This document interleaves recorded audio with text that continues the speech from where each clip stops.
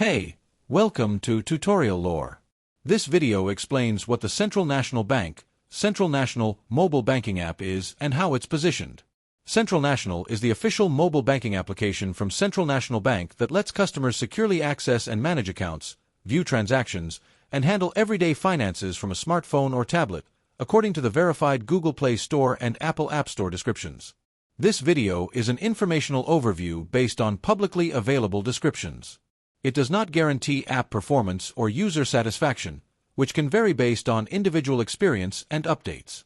According to the official Google Play Store listing, the Central National app lets users transfer money between accounts, make payments to friends or companies, and deposit checks by taking photos right from the app.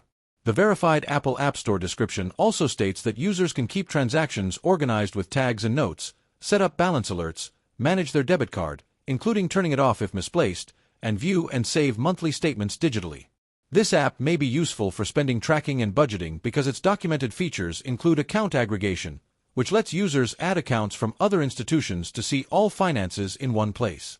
For users interested in finding financial services, the verified descriptions note that the app supports locating nearby branches and ATMs with map tools.